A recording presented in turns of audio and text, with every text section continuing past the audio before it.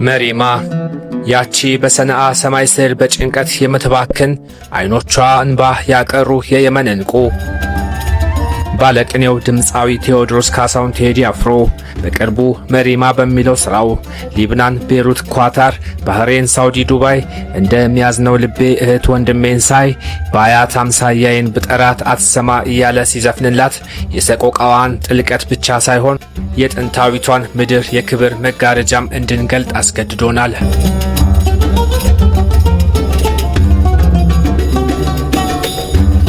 ከፒራሚዶች ዘመን የሚቀድም ታሪክ በጦርነት ፍርስራሾች ውስጥ የተቀበረባት አንዲት ሀገር፣ ሰማይ ጠቀስ ሕንፃዎቿ ከጭቃ የተሰሩ ነገር ግን የብረት ኢምፓየሮችን ተቋቁመው የጸኑባት ምድር።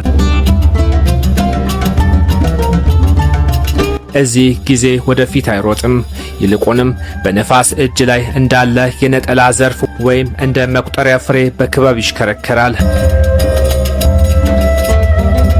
ይህች ሰበር ዜናዎች የሚያውቋት የመን ሳትሆን ማንም ሊነግሯችሁ ያልደፈራቸው ታሪኮች መፍለቂያ የሆነችው የመን ናት። የአባቶች ምድር፣ የንግሥት ሳባ የክብር መገኛ። ዛሬ ግን ይህች ምድር በባሩድ ጭስ ታፍናለች። ሰላም ርቋት የጦርነትና የረሃብ ሲኦል ተብላ ትጠራለች። ነገር ግን ከሚሳኤሉ ጩኸትና ከፍርስራሾቹ በስተጀርባ ዓለም አይኑን የጨፈነበት አስገራሚ የተፈጥሮ ገጽታና ጽናት አለ። ከድንጋይ ተፈልፍለው እስከ ሰማይ የተንጠለጠሉ የሽባም ፎቆች፣ እንደ ሌላ ፕላኔት ቁራጭ የምትታየውና በድራጎን ደም ዛፎች ያጌጠችው ሶኮትራና በረሃውን ተሻግሮ የሚመጣው የንግሥት ሳባ የናፍቆት ጠረን። እውን ይህች አገር ምንድናት? በሞት ጥላ ስር ሆነው ሕይወትን የሚዘሩባት፣ ሰላም ባይኖርም ውበት የማይለያት። ዛሬ በቴዲ አፍሮ መሪማ ዜማ ታጅበን ከጦርነቱ ዜና በስተጀርባ ያለውን ድብቅና አስደናቂ ታሪክ እንፈትሻለን።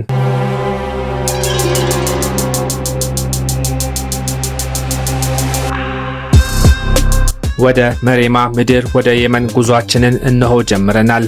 ውድ የቻናላችን ቤተሰቦች ወደ ዛሬው ዝግጅታችን ከማለፋችን በፊት ቻናላችንን ሰብስክራይብ በማድረግ እንድታበረታቱን በአክብሮት እንጠይቃለን።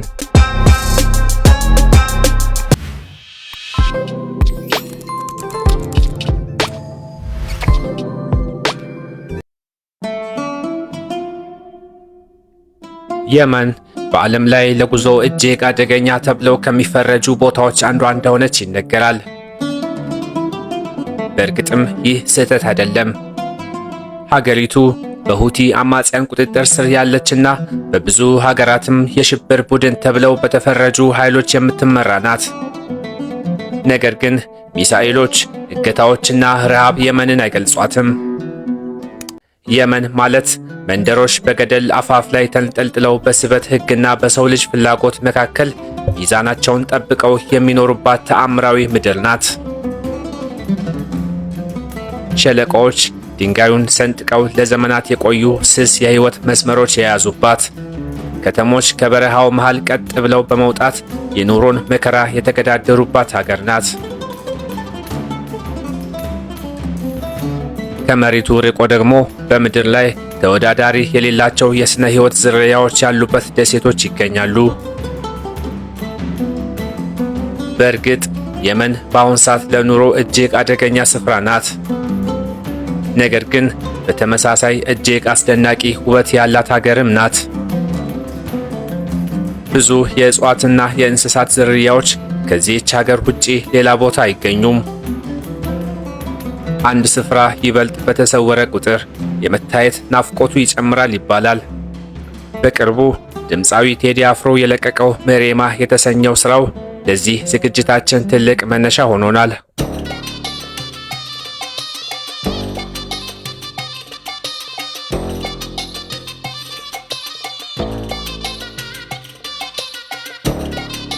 ለመሆኑ በቀጥታ ከድንጋይ ተፈልፍለው የተሰሩ የፎቅ ሕንፃዎች ጥበብ የተጀመረው በየትኛው የየመን መንደር እንደሆነ ያውቃሉ?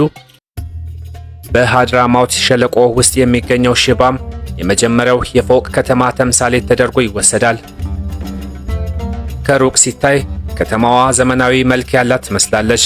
ነገር ግን እያንዳንዱ ሕንፃ የተገነባው ከአፈር ከውሃና ከጭድ ነው። በአሁኑ ወቅት ሽባም ከ5 እስከ 11 ፎቅ ያላቸው ወደ 500 የሚጠጉ የጭቃ ሕንፃዎች አሏት።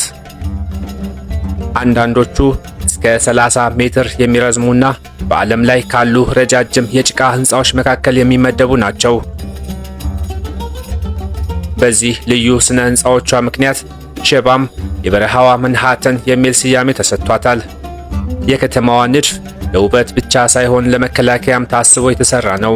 በታላቅ ግንብ የታጠረችው ሽባም ሕዝቧን በአነስተኛ ቦታ ላይ ያሰፈረችው ከጎሳ ወረራና ከጎርፍ ለመከላከል በሚል ነው። ወደ ላይ መገንባቱ ብዙ ቤተሰቦች በደህንነት ክልል ውስጥ እንዲኖሩ ሲያስችል፣ በውጭ ያለውን ለእርሻ የሚሆን መሬትም ለመጠበቅ ወፍራም የጭቃ ግንቦች መሰረት ሆነው ወደ ላይ እየጠበቡ ይሄዳሉ። ይህም ክብደትን ለመቀነስና ጥንካሬን ለመጨመር የታለመ ነው። የእንጨት ምሰሶዎች በእያንዳንዱ ወለል ላይ ተደርገው ሕንፃውን በማያያዝ ከመሬት መንቀጥቀጥ የሚመጣን ንዝረት እንዲቋቋም ያደርጉታል። የሕንፃው ውጫዊ ክፍል ዘወትር በጭቃ ይመረጋል። ይህም ግንቡ እንዳይንሸራሸርና ጥንካሬውን እንዳይቀንስ ይረዳል። በውስጥ በኩል ዝቅተኛው ወለል ለእህል ማከማቻና ለእንስሳት መጠለያነት ያገለግላል። መካከለኛዎቹ ወለሎች ለዕለት ተዕለት የቤት ውስጥ ሥራ ሲውሉ፣ የላይኛዎቹ ክፍሎች ደግሞ ለብርሃንና ለንጹሕ አየር ክፍት ሆነው ለመዝናኛና ለእረፍት ያገለግላሉ። መስኮቶች ለጥበቃና ለሙቀት ሲባል ጠባብ ሆነው ተሰርተዋል። ዛሬም ድረስ ሽባም ሰው ይኖርበታል። ቤተሰቦች በእነዚህ የጭቃ ፎቆች ውስጥ ጥገና እያደረጉ ይኖራሉ። በሽባም ስነ ሕንፃ ሕያው ሥርዓት ነው።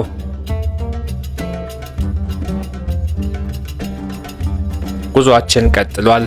በመቀጠልም ወደ አልሐጀራ እናመራለን። መንደሯ በየመን ከፍተኛ ቦታዎች ላይ በአንድ ትልቅ ድንጋይ ላይ ተጣብቃ ትገኛለች። መንገዶቿ ጎዳናዎች ሳይሆኑ በገደሉ ዳር የሚጠመዘዙ ደረጃዎች ናቸው። እዚህ መንደር ውስጥ ሳልታ የተባለውን ተወዳጅ የየመናውያንን ምግብ መቅመስዎን እንዳይዘነጉ።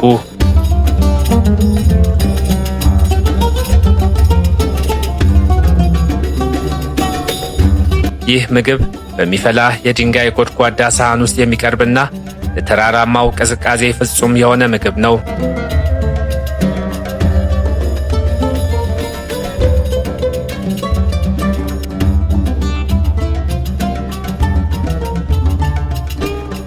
ቀጥሎም ወደ ዋዲ ዳዋን እናመራለን።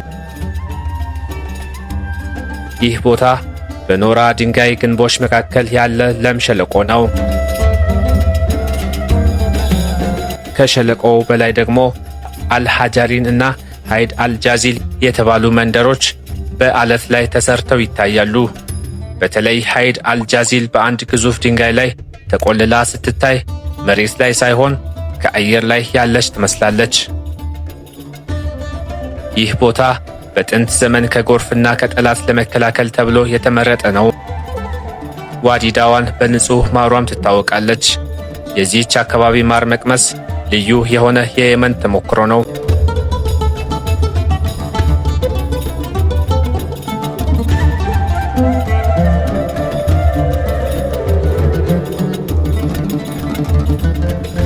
አሁን ወደ ሶኮትራ ደሴት እንሻገር።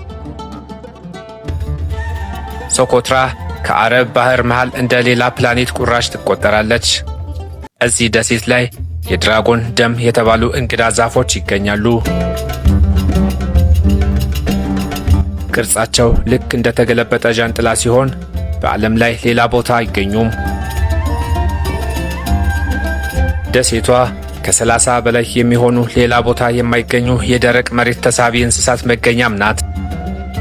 በሶካትራ ዴታይሊ ላጉን የተባለውን ውብ የባህር ዳርቻና የሐዜክ የአሸዋ ክምችቶችን ማየት ለዓይን እጅግ ማራኪ ነው።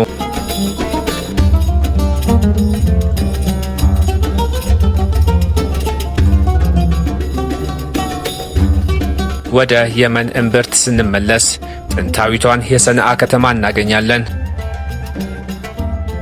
ሰነአ ከ1000 ዓመታት በላይ ዕድሜ አላት። የከተማዋ የጭቃ ፎቆች በነጭ ጂፕሰም የተሰሩ ጌጣጌጦች አሏቸው። በሰነአ የሚገኘው ታላቁ መስጊድ በእስልምና ታሪክ ውስጥ እጅግ ጥንታዊ ከሚባሉት አንዱ ሲሆን በ7ኛው ክፍለ ዘመን በነቢዩ መሐመድ ዘመን እንደተመሰረተ ይታመናል። በአሁኑ ወቅት ከተማዋ በሁቲ አማጽያን ቁጥጥር ስር ብትሆንም ታሪካዊ ቅርሶቿ ግን እንደተጠበቁ ናቸው። የጉዞአችንን መሪ ወደ ወደቧ ከተማ ኤደን እናዙር።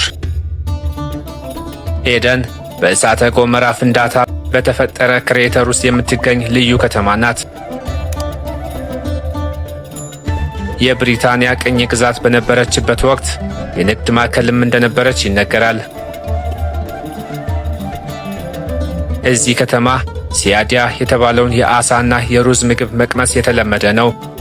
ኤደን የጦርነት ጠባሳ ቢኖርባትም ዛሬም ድረስ የአገሪቱ የፖለቲካና የንግድ እንቅስቃሴ ማዕከል ሆና ቀጥላለች።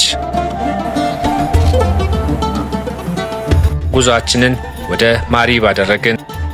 ማሪብ የጥንታዊቷ ሳባ መንግሥት መገኛ ናት። እዚህ የጥንቱ የማሪብ ግድብ ፍርስራሾችንና የአዋም ቤተ መቅደስን እናገኛለን። ማሪብ በጥንቱ ዓለም እጅግ ውድ ለነበሩት ለከርቤና ለዕጣን ንግድ ዋና ማዕከል ነበረች። በመጨረሻም በሶኮትራ ወደሚገኘው የሃጂር ተራሮች እናምራ። እነዚህ ተራሮች የደሴቲቱ የዝርያዎች መደበቂያና የመጨረሻው ምሽግ ናቸው። እዚህ አካባቢ ያለው የሕይወት ሚዛንና የተፈጥሮ ውበት የመንን ፍጹም ያደርጋታል። የመን በዜና ላይ የምትሰሙት የጦርነት ምድር ብቻ አይደለችም። እያንዳንዱ ተራራ፣ እያንዳንዱ ከተማና እያንዳንዱ ነፋስ ከትውስታ የሚቀድም ታሪክ አለው። ይህ ጉዞ የዓለምን ድንቆች ለማየት ለሚፈልጉ ሁሉ የቀረበ ጥሪ ነው። ምክንያቱም የመን ሌላ ፕላኔት አይደለችም፣ የእኛው ዓለም አካል ናት። ልታውቋትም ይገባል። የየመን ጉዞአችን እዚህ ላይ ያበቃል። ከጥንታዊቷ ሰነአ እስከ ሽባም ፎቆች፣ ከኤደን ወደብ እስከ ሶኮትራ ደሴት ያየነው ሁሉ የመን የጦርነት ምድር ብቻ አለመሆኗን ያሳያል። የመን የታሪክ የጽናትና በውድመት መሃል የበቀለች የውበት ምድር ናት። ይህ ጉዞ ለዓለም ያለውትን እይታ ካሰፋው ቻናላችንን ሰብስክራይብ በማድረግ ቤተሰብ ይሁኑ። ስለተከታተሉን ከልብ እናመሰግናለን። በሚቀጥለው ጉዞ እስክንገናኝ ቸር ያቆየን።